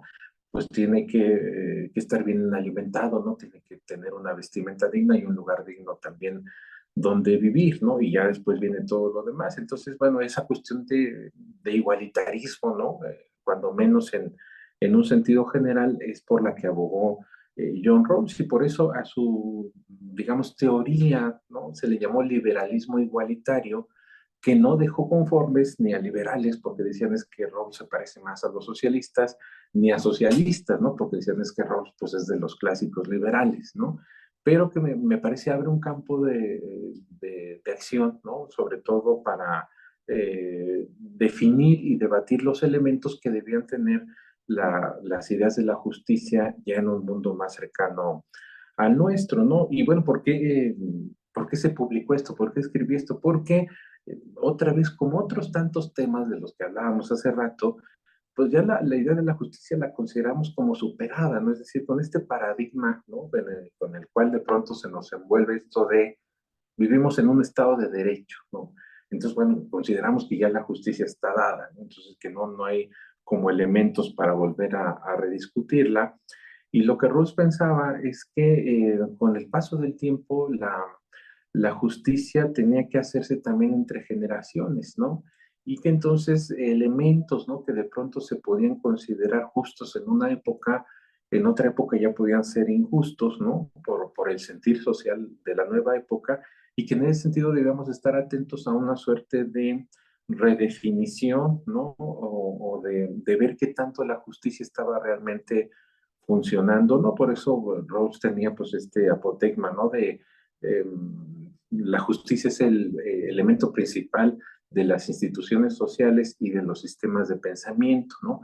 Y él también decía, ¿no? Que si una teoría o una acción de gobierno eran consideradas injustas, pues tenían que ser abolidas, ¿no? Y buscar estos nuevos elementos de justicia que demandaba la coyuntura del momento. Y por eso, ¿no? Hoy en día que de pronto se nos intenta hacer creer, ¿no? La visión desde un lado estrictamente legalista, pues que vivimos ya en un estado de derecho y no hay como posibilidad de hacer modificaciones porque esto es lo justo, ¿no? Rawls estaba en contra de eso y decía, pues no, al contrario, es decir, la justicia un poco se va construyendo de acuerdo a la tesitura del momento actual, ¿no? Es decir, a la coyuntura como nosotros la conocemos. Y entonces, bueno, pues lo que antes se consideraba justo, pues hoy en día se puede considerar injusto, ¿no? yo por eso decía hace rato que de pronto a veces entro en brete, ¿no? Con apreciados colegas politólogos y politólogas y que están pues, muy subidos en la bandera de esto del INE no se toca. Bueno, pues yo diría, hay a lo mejor cosas, ¿no? De la institución electoral que efectivamente pues son cosas que efectivamente pues no debieran, digamos, modificarse, porque pues, se ha comprobado a lo largo de la historia que funciona, ¿no? Es decir, toda esta gente, ¿no? Muchos colegas, ¿no? Egresados de universidades públicas y privadas que se han profesionalizado en el servicio electoral, me parece que hacen un trabajo fantástico, ¿no? Y que, pues digamos, sí es muy triste, ¿no? Que por una reforma así se queden sin empleo, ¿no? Es decir, bueno, cada que alguien se queda sin empleo, pues es un momento para pensar, ¿no? Que las cosas pues están funcionando mal, ¿no? En el contexto social, es decir, uno no debe alegrarse jamás de algo así. Pero por otro lado también pues hay un elemento, ¿no? De mucha inercia burocrática, ¿no? De mucho privilegio que la institución electoral nacional pues tienen que cambiarse, ¿no? Entonces, bueno, de pronto como hacer, ¿no? De una suerte de máxima, el INE no se toca, pues es realmente hacer también una suerte de defensa de algo que, parafraseando a Rawls, pues ya es injusto, ¿no? Entonces, esta idea, ¿no? De que la justicia no es para siempre, sino que se tiene que ir readecuando a las condiciones sociales de cada época, me parece que es algo que tenemos que revisitar, ¿no? En el pensamiento de Rawls, y aunque él haya escrito su teoría en los años 70 del siglo pasado, es decir, hace ya más de 50 años, pues tendríamos que verla justamente como un elemento que podría, ¿no? Al menos en teoría, recomponer algunos elementos que hemos ido discutiendo en esta charla sobre puntos, ¿no? De injusticia que tiene el proceso de globalización, ¿no? Y por eso creo yo que lo que ya no está de moda en estos días tiene que, pues si no ponerse de moda, al menos ser otra vez releído, ¿no? Entonces, bueno, pues hoy ya no se lee masivamente a Marx, ¿no? Pues habría que leer a Marx, ¿no? Para poder entender las teorías actuales de Piketty. Y lo mismo, digamos, podríamos decir, o ya no se lee a Rawls, ¿no? Se le considera, pues, digamos, como un elemento de visión del pasado, pero me parece que todos los elementos que él aporta y va definiendo podrían hacernos entender una nueva manera de poder codificar elementos de justicia en un mundo tan complejo como el que vivimos, ¿no? Y nos podría ayudar, entre otras cosas, ¿no? A que en la ciencia política pues no nos vayamos por la dualidad, ¿no? El INE no se toca o el INE sí se toca, es decir, leyendo a Rawls, pues esa cuestión, ¿no? De aferrarse, ¿no? A posiciones polares no serviría de nada, sino pues habría que ver, bueno, cómo le hacemos para construir realmente una institución electoral justa, ¿no? Y que a la vez no sea tan onerosa para los contribuyentes mexicanos, que luego también esa, por otro lado, es una parte que no se discute mucho, ¿no? Es decir, como que se da por sentado, se necesitan instituciones y bueno, cuesten lo que cuesten, pero bueno, cuestan mucho, ¿no? En términos, pues, y yo siempre se los digo a mis alumnos, ¿no? Siempre hay que pensar, ¿no? El hecho de que quienes hacemos uso de recursos públicos tenemos que estar muy agradecidos y ser consciente con la gente que pues se levanta muy temprano diario en la mañana y va a trabajar y paga impuestos y es la que hace que las cosas funcionen, ¿no? Y que los gobiernos en todo caso pues administran y redistribuyen o distribuyen esos recursos, ¿no? Como es su obligación, pero sobre todo pues el agradecimiento debe estar con la gente que paga impuestos, ¿no? Y que pues literalmente se la pasa todo el día trabajando.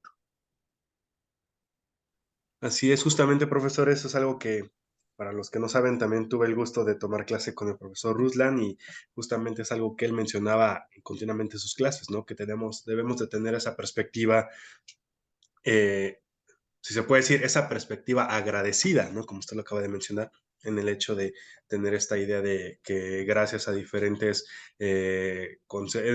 elementos ajenos a nosotros, tenemos esta este beneficio o este lujo, lo podremos decir de esta manera, ¿no? En el cual nos podemos desarrollar gracias a otras personas que justamente trabajan, se dice coloquialmente, de sol a sol para poder lograr estas situaciones de por medio que son, por ejemplo, las universidades públicas, ¿no?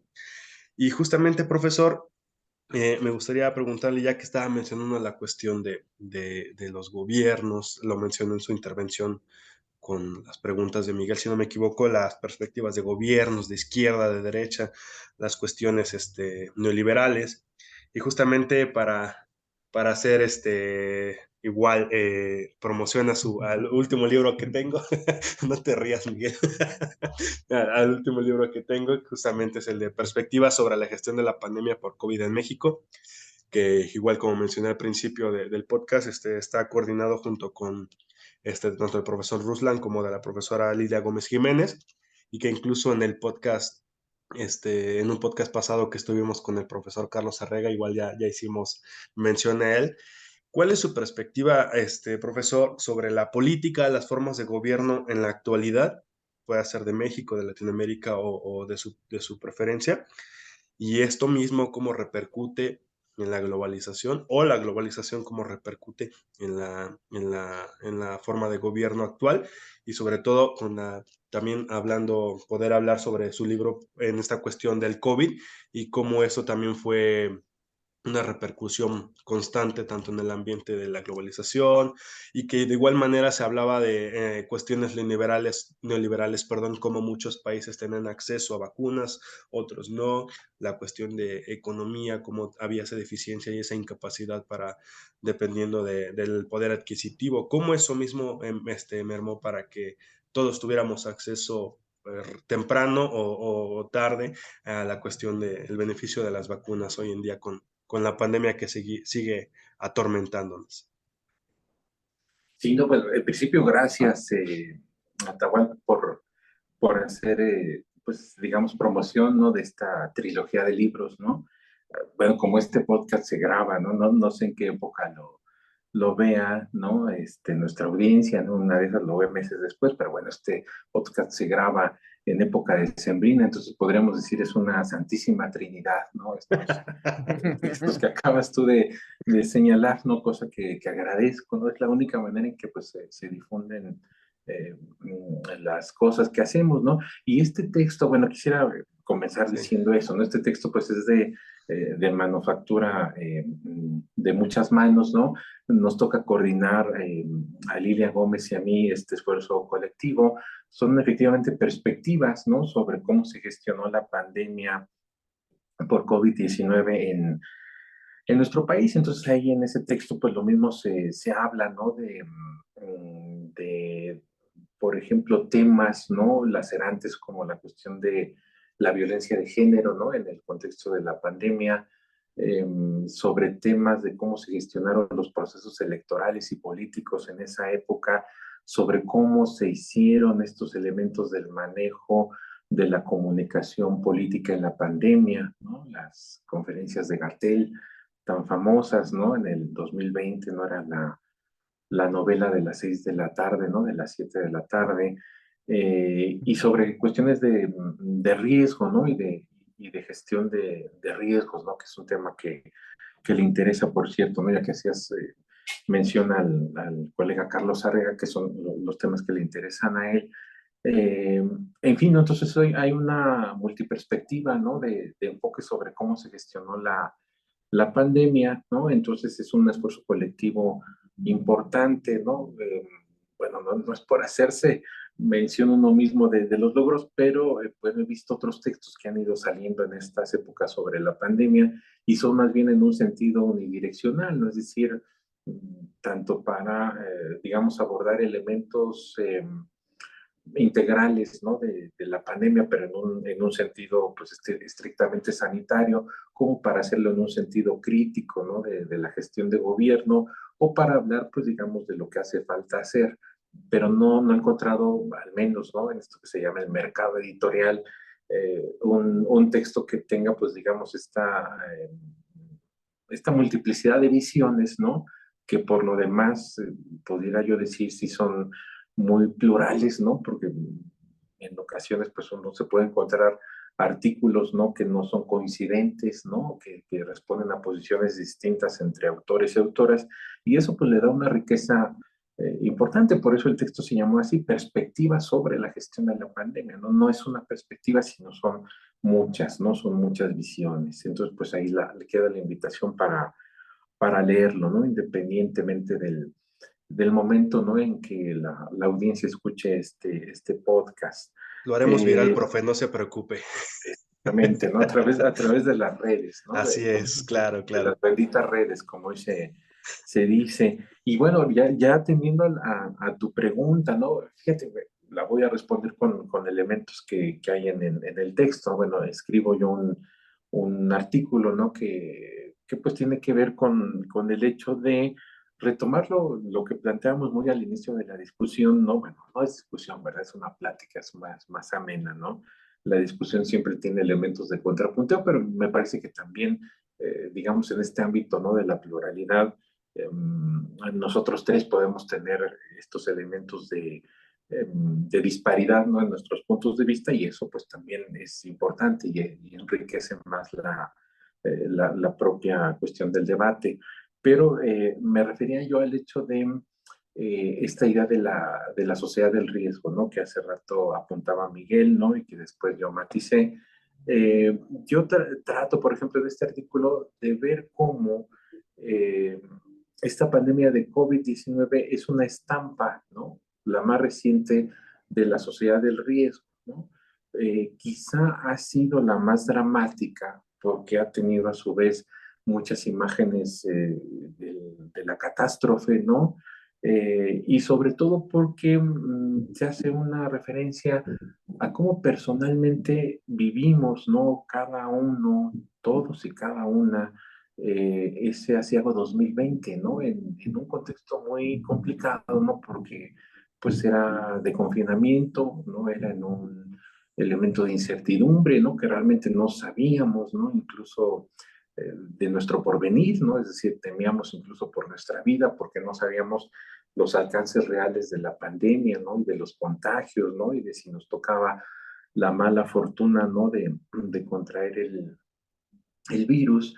Entonces, ese ambiente, ¿no? Que se genera en el 2020 sobre todo, es el que da lugar a estos elementos de incertidumbre y que da como lugar, ¿no? Una manera de entender la parte de la sociedad del riesgo, pero muy en una visión a la mexicana, ¿no? Que es la de la que habla el texto, sin, digamos, caer en el spoiler, ¿no? Para invitar a las y los lectores a que hagan, digamos, su crítica sobre lo que aquí se escribe, simplemente apuntaré eso, ¿no? Es decir, cómo, digamos, en ese contexto del año 2020, toda esa sensación, ¿no? Todo ese elemento que se va construyendo y configurando en términos de los alcances globales que tuvo la pandemia, pues nos afectaron de manera personal. Y cómo en México, digamos, estos elementos se vieron con distintas estampas, ¿no? Del ámbito social, por ejemplo, el hecho eh,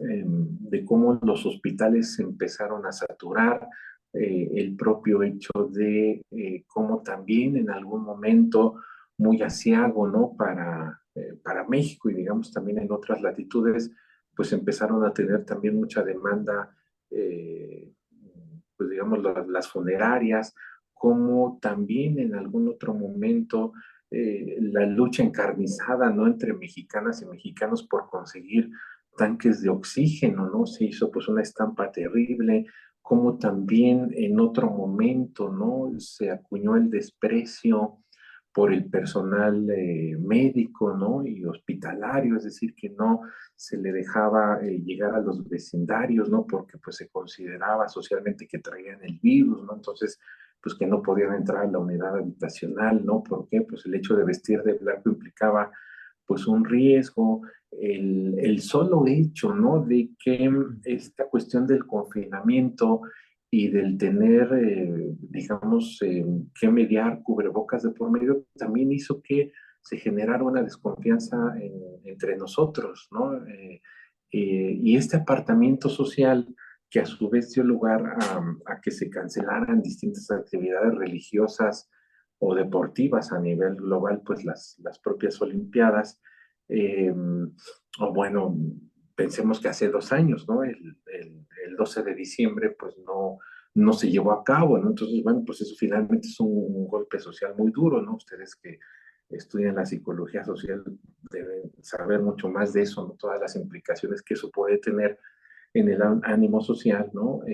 Pues bueno, todas esas estampas, ¿no? Que tuvimos en el ámbito social son las que yo trato de configurar para argumentar cómo realmente ese 2020 vimos la puesta en marcha de cómo se comporta una sociedad que está inmersa en el riesgo y la incertidumbre y que sobre todo pues tiene distintos elementos que van más allá de la coyuntura, es decir, eh, a lo mejor yo ahí discrepo un poco con mi querido colega Carlos Arriaga, a lo mejor les habló de esto y les dijo, oigan, pues más ante todo, pues usen cubrebocas, ¿no? Porque es una manera, pues, de protegernos, pero, bueno, el hecho, ¿no? De lo que hemos ido sabiendo, ¿no? Conociendo en estos últimos meses, pues es que el tamaño de los virus es mucho más pequeño que el de las bacterias, ¿no? Entonces, los cubrebocas KN95, los originales, ¿no?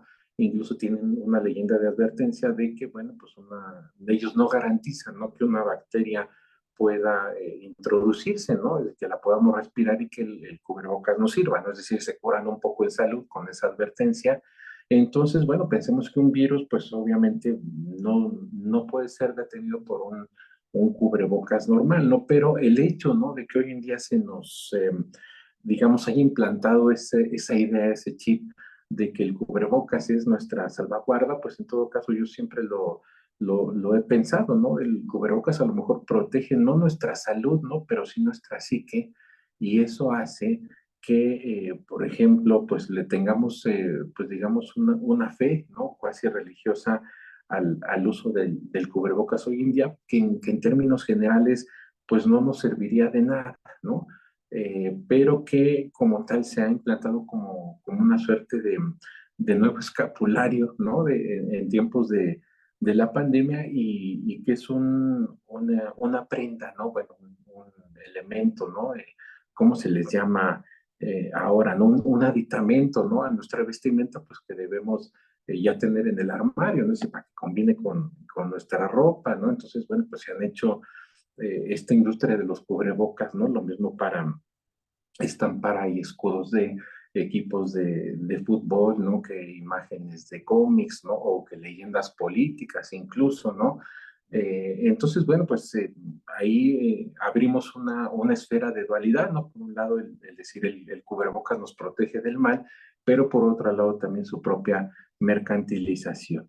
Entonces, digamos, volviendo al texto, ¿no? Y a la pregunta de Atahualpa, pues el hecho pues de cómo se ha gestionado la pandemia en el ámbito global y particularmente en México, pues nos da muchas herramientas para poder entender estos aspectos de la propia gestión de la globalización vista como riesgo y sobre todo también el hecho de cómo en ciertas coyunturas, cómo en ciertos procesos políticos como el que se da en México, bueno, recordemos pues en México, ¿no? La pandemia se da en un contexto, ¿no? De que tenemos un nuevo gobierno, ¿no? Que al menos en teoría se presume de izquierda, ¿no? Entonces, bueno, pues los elementos eh, que se tenían para considerar su gestión, pues uno cuando menos, ¿no? Pensaba en el 2020, pues iban a ser distintos, pero bueno, no dejaron de asemejarse a lo que se hacía en otras épocas, ¿no? En términos de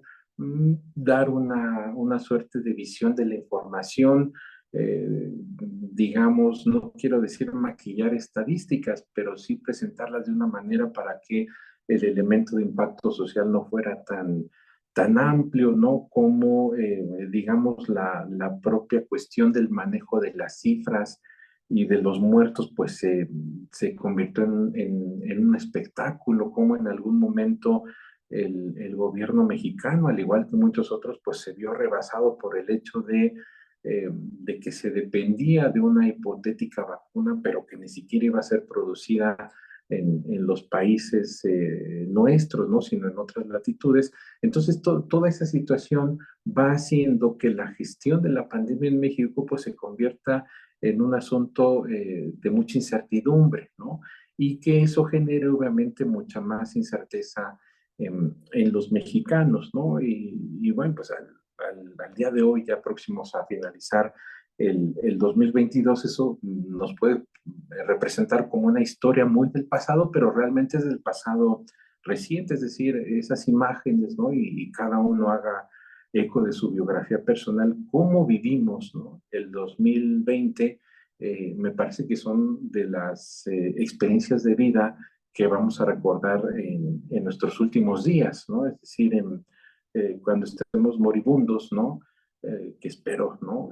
Sea todavía que nos dé cuerda la vida, unos muchos años más de vida, pero en nuestros últimos momentos de existencia seguramente recordaremos cómo vivimos de manera asiaga ese 2020 y todas las enseñanzas que nos dejó eso. Y también recordaremos la manera, pues digamos, eh, no quiero decir desastrosa, pero sí ambivalente en la cual se gestionó la pandemia en nuestro país, ¿no? Que insisto, uno esperaba con un gobierno distinto, o que al menos en teoría era distinto, que fuera de manera totalmente pues distinta a lo que se había hecho en otros gobiernos, ¿no? Que tenían otros intereses, ¿no? Y por los cuales uno entiende que hubo un cambio político en el 2018 porque la gente estaba harta, ¿no? De esa manera de conducir políticamente al país, pero que bueno, pues nos dimos cuenta que en muchos elementos, ¿no? De la gestión de la pandemia, pues seguimos viviendo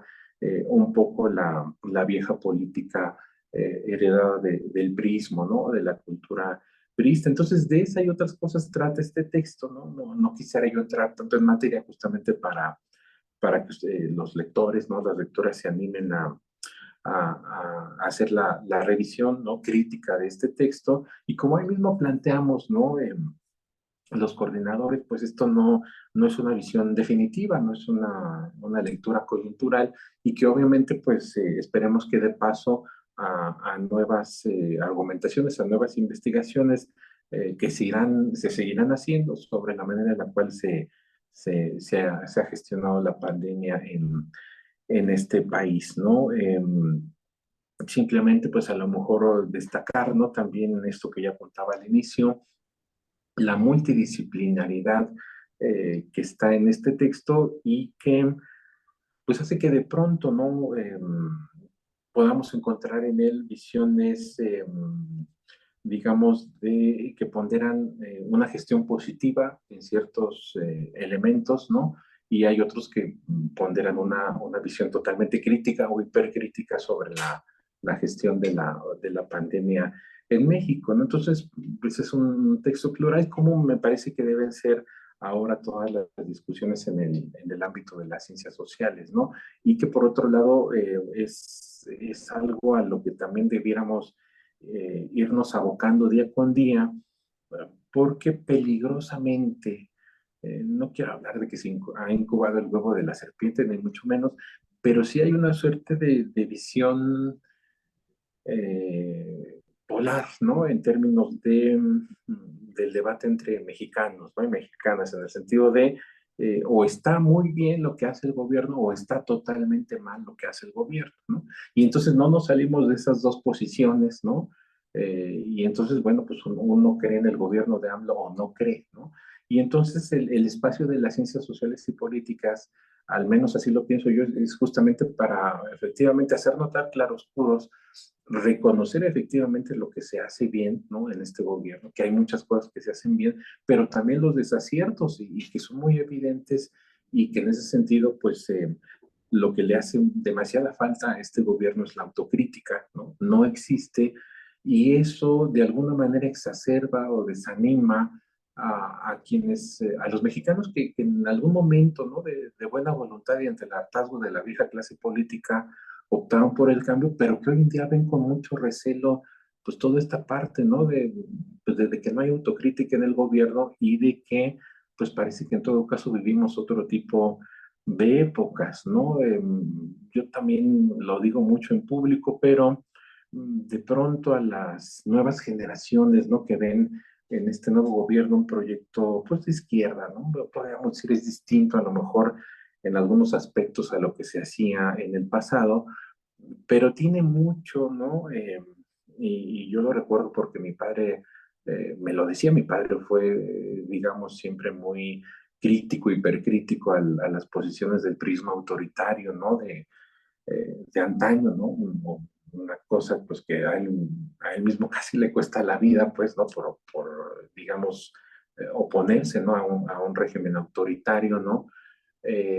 Pero bueno, esa suerte de avasallamiento, ¿no? De que el gobierno es el único que tiene la razón, que es todo lo que se hace está bien, que las críticas pues son porque no se quiere al gobierno, ese elemento de avasallamiento discursivo es, digamos, peligroso en términos de que incuba efectivamente una suerte de semilla autoritaria. Y esa semilla autoritaria, desde luego, no son buenas noticias en un contexto donde hay una sociedad altamente plural. A mí todavía, digamos, hace 25 años, ¿no? Que estudiaba la licenciatura, ¿no? Me tocaba convivir en la UNAM, pues, con compañeros, pues, que, digamos, lo que deseaban era tener una posición en el gobierno, ¿no? Y se afiliaban al PRI, ¿no? Muy disciplinados, ¿no? Y entonces, pues, era una defensa del gobierno, es decir, el priismo, ¿no? En ese, entonces, bueno, del último gobierno priista, el de Ernesto Zedillo, pues para ellos todo lo que hacía el gobierno de Zedillo estaba bien, ¿no? No había, digamos, una manera de hacer crítica, y se murieron, digamos, en ese sentido de defensa de las políticas priistas, ¿no? Del último gobierno priista, ¿no? El siglo pasado. Y hoy en día me llama la atención, ¿no? Cómo de pronto, pues jóvenes, ¿no? Digamos, estudios universitarios, y yo entendería con pensamiento crítico, eh, pues asumen de manera acrítica el discurso del actual gobierno, ¿no? Y no le ven ninguna falla, simplemente por el hecho de decir es que es de izquierda, ¿no? O es que, bueno, pues echó abajo un viejo régimen. Y efectivamente son cosas que son importantes, pero que en una suerte digamos, hasta de propia educación cívica, uno no debiera caer en el hecho de asumir acríticamente a los gobiernos por más que haya votado por ellos o por más que esté afiliado al partido en el poder. Y es algo que yo veo con las nuevas generaciones, ¿no? Con compañeros que estudian ciencias sociales y políticas, y me recuerda mucho, pues, insisto, a lo que yo, pues, vivía con mis propios compañeros hace 25 años cuando estudiaba la licenciatura,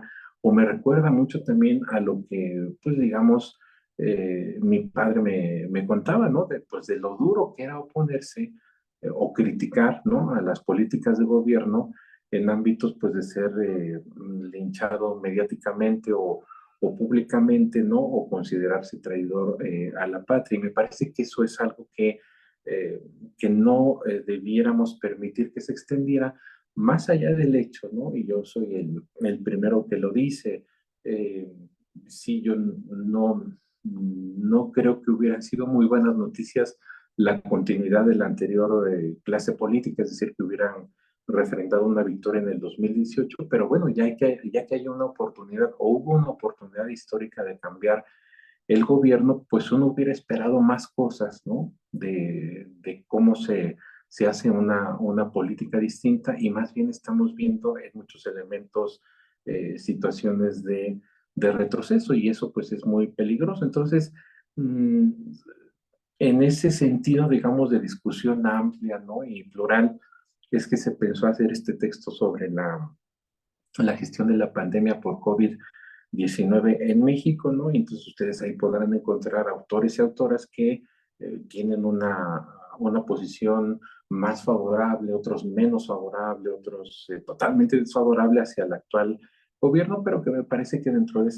ese diálogo entre perspectivas, pues las y los lectores pueden encontrar mucho material para, digamos, hacerse su propio criterio. ¿Qué es lo que en ocasiones a mí me parece que hace mucha falta, ¿no? Como que definimos nuestro criterio a partir de las opiniones populares, ¿no? O, o digamos de las mañaneras, ¿no? O cómo se le dice hoy en términos de las redes sociales de los influencers, ¿no? Pero hace falta formar el propio criterio a partir justamente de un análisis más sosegado de la realidad, independientemente de, yo he encontrado gente muy valiosa, ¿no? Que está con el nuevo gobierno, pero que tiene también posiciones críticas, ¿no? Pero bueno, pues digamos de pronto sí puede resultar lamentable cómo el nuevo gobierno le ha dado un trato a la causa feminista, ¿no? Digamos que uno hubiera esperado eso de otro tipo de regímenes políticos, pero no de este gobierno, y sin embargo se da, y sin embargo el gobierno actual es muy popular, ¿no? Y seguramente en 2 años no refrendará su continuidad en las urnas, ¿no? Pero habría que avanzar en ese tipo de temas pendientes, ¿no? Como es la propia autocrítica de los gobiernos, que es la que finalmente permite, ¿no? Al menos en teoría, los procesos auténticos de transformación. Sí, justamente, profesor, y esto algo importante resaltar que nosotros en psicología abordamos conjunto con una UEA que se llama en psicología social, psicología política, justamente en la cual hoy en día digamos lo que como está de auge esta cuestión de la pandemia, se abordan diferentes cuestiones, como fue la interacción, la socialización de todas las personas, las problemáticas que derivaron de esta misma pandemia, del encierro, del confinamiento y cómo esto mismo lo podemos abordar desde diferentes perspectivas, diferentes teorías y evidentemente visualizar toda esta situación en la pandemia, post pandemia, como estos fenómenos psicosociales de los que en el ambiente de la psicología social nosotros nos adentramos plenamente para un análisis exhaustivo y es también una comprensión de la sociedad de la que formamos parte, ¿no? Y justamente algo que resaltar el hecho de que en este libro que les invitamos a todas y a todos que lean profundamente está el primer capítulo que justamente el doctor Ruslan escribió, que es COVID-19, la nueva estampa de la sociedad del riesgo y la incertidumbre, viñetas para entender el devenir mexicano, para que justamente todos los que estén interesados, y por qué no, los 3 libros, así que los muestra, a ver si se ven en cámara como una especie de abanico para que los encuentren, los lean, los analicen y justamente, ¿no? Como dice el profesor Ruslan, hacer esa especie de crítica, de autocrítica, de analizar cómo se abordan estas situaciones de por medio, en este caso de la pandemia, y nosotros verlas desde la psicología social, analizar estos conflictos, estos fenómenos, y asimismo, pues, ¿por qué no? A empaparse mucho más del conocimiento que plenamente está divagando ahí siempre en el rubro, ¿no? Y pues qué mejor que con un libro muy bien sustentado, muy bien estructurado, muy bien escrito, y pues como le dijimos al doctor, pues hacerlo viral, ¿no? ¿Por qué no? No sé si tengas algo más que decir tú, Miguel. Pues no, solamente decir que concordamos con muchas de las ideas del profesor, por ejemplo, en esta de que ya sea en el tema político, en cualquier tema, investiguen, ¿no? Que se los hemos recomendado a través de diferentes podcasts. No se queden con lo que nosotros decimos, no se Así queden con lo es. que dicen sus profesores, sus papás, todo cuestiónenlo y tal vez no desde la posición de no aceptarlo tajantemente, ¿no? Sino también con esa posibilidad de entender qué es lo que dice el otro, cómo ve el otro algún problema o alguna situación y posiblemente pues tengas una nueva perspectiva o apuntales tus creencias, ¿no? Pero nunca, bueno, más bien no es que sea nunca, ¿no? Pero traten siempre de hacer una investigación para que no tengas ese sesgo de decir, pues no, porque simplemente no me gusta, no me quiere, ¿no? O desechar alguna opinión porque me cae mal o porque tiene otros pensamientos, otras creencias, ¿no? Entonces, como siempre, pues les hacemos la invitación a que lean, a que se cuestionen todo y como yo le he dicho, ¿no? Hasta para criticar necesitas saber, ¿no? No solamente puedes criticar y decir, "Ah, no me gusta porque pues no me gusta y ya, ¿no? Y, y por ejemplo, este libro que mencionas y como lo menciona el profesor, pues tiene una amplia eh, visión de diferentes tipos eh, de puntos de vista, ¿no? Es como que no todos van encarrerados, digamos, en estos términos políticos, sino también van en los sociales, en los términos de riesgo, en los términos de salud, que son diferentes perspectivas, ¿no? Que a veces uno no entiende desde un punto de vista, eh, pues más cerrado, ¿no? Gracias a nuestra carrera, o al menos como psicología social, pues tenemos esa oportunidad de ver los diferentes temas desde diferentes tipos de vista, ¿no?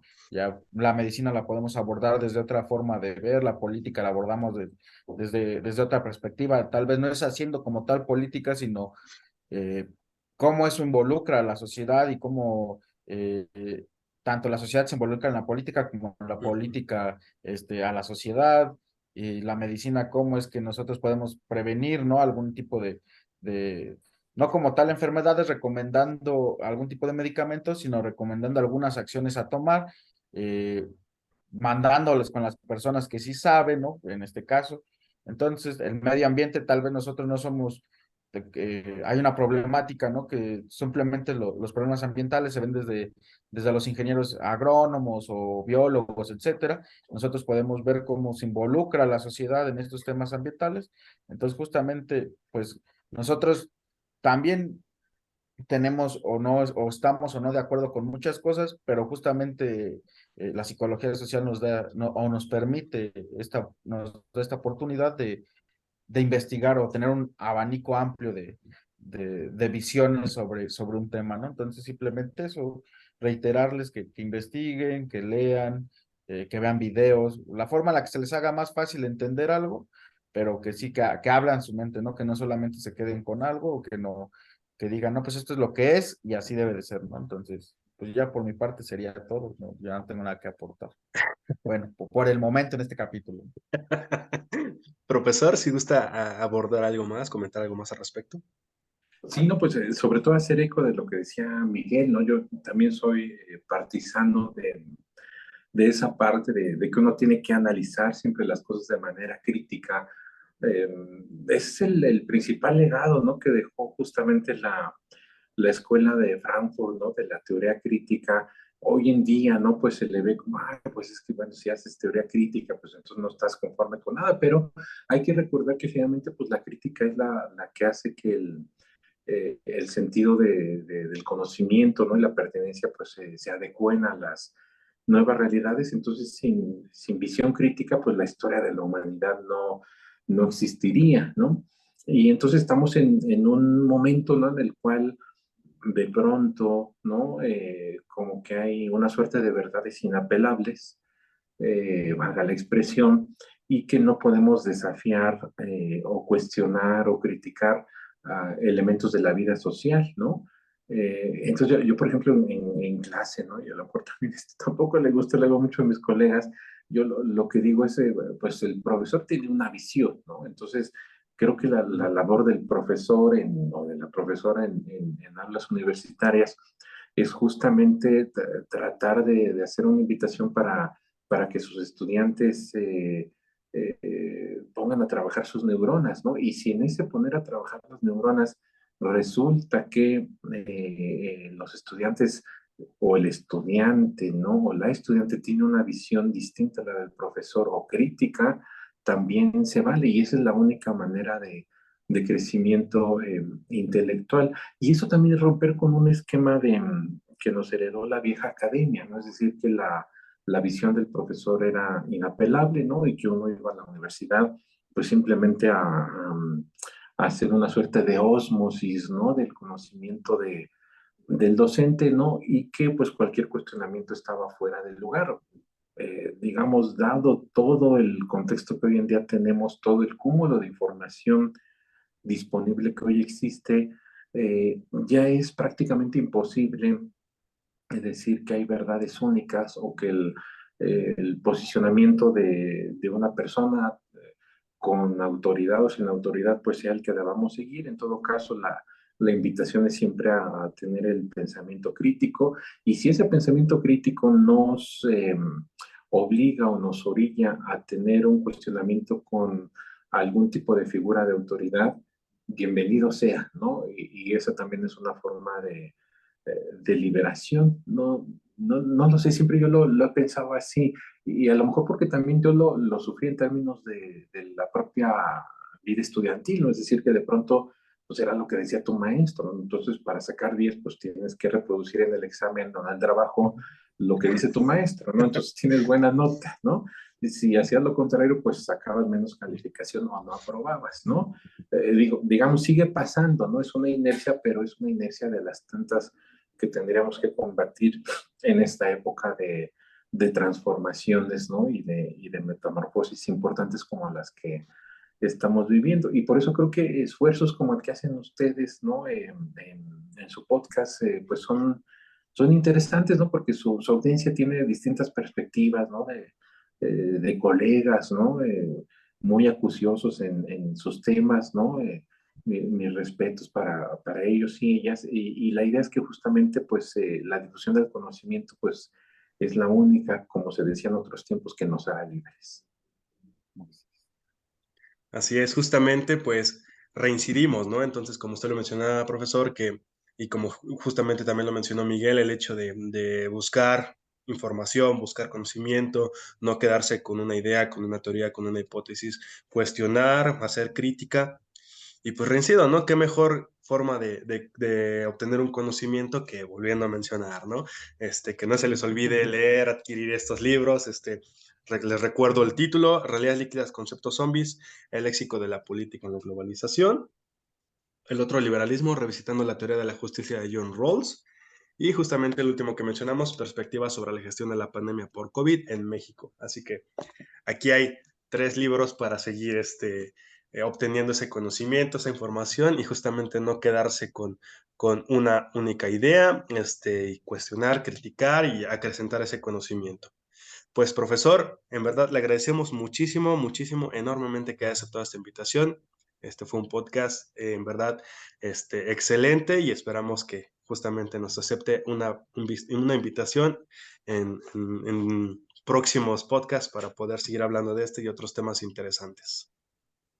No, pues yo encantado, muy honrado por su invitación y simplemente hacer una acotación, bueno, de esos 3 libros que mencionas, el segundo, el que habla de la teoría de la justicia de John Rawls, es de distribución gratuita para los estudiantes de la Universidad Autónoma de la Ciudad de México. Entonces, si nos ven estudiantes de la Universidad Autónoma de la Ciudad de México, en cada plantel hay una oficina de la Biblioteca del Estudiante y ahí pueden otorgarles de manera gratuita ese ejemplar, ¿no? Y que por lo demás, yo lo que digo, bueno, uno puede con las instituciones tener muchas críticas, pero me parece que de la Universidad Autónoma de la Ciudad de México, de la Biblioteca del Estudiante, este programa, pues es magnífico, porque yo siempre quise, en verdad lo digo así, estudiar en una universidad que regalara libros. Bueno, ahora tengo la fortuna de trabajar en una universidad que regala libros a sus estudiantes, y eso no es poca cosa, ¿eh? En realidad eso es realmente un compromiso con los estudiantes, ¿no? Y ahí pues sí se hace mención, ¿no? Al hecho de que en nuestra universidad, pues el estudiante es el epicentro, ¿no? De todo el esfuerzo administrativo y académico que tiene nuestra institución. Entonces, nada más quería, pues, señalar eso. Y bueno, de Claro. los otros textos, ¿no? Bueno, incluso yo me he enterado también ya para hacer comercial ahí agrandado, que este Adelante. texto de la gestión de la pandemia tiene un descuento por Navidades importante en estas famosas librerías Gandhi, ¿no? Entonces, bueno, sale mucho más barato que cuando apareció hace 2 meses, ¿no? Entonces, bueno, véanlo también por ahí, ¿no? Por ese lado del descuento navideño. Perfecto, entonces no hay pretexto para no obtener estos libros. Ya están los descuentos, las promociones, así que no hay pretexto para no adentrarse en estos 3 excelentes libros. Entonces, profesor, pues reincido, muchísimas gracias por aceptar esta invitación. Espero que sea la primera de muchas. Seguramente así será. Rodrigo, Miguel Ángel, pues un placer estar con ustedes. Muchas Muchas gracias, gracias, profesor. Miguel. No, de nada, Ata. Muchas gracias a todos los que nos escuchan y ya saben, próximamente estaremos subiendo este y muchos más videos con más invitados. Así es. Y pues bueno, muchísimas gracias, profesor. Muchísimas gracias, Miguel. Y sobre todo, muchísimas gracias a todas y a todos los que nos ven y nos verán en muchos otros podcasts de este Psicología Social, más allá de lo social. Muchas gracias y hasta la próxima. Bye, bye.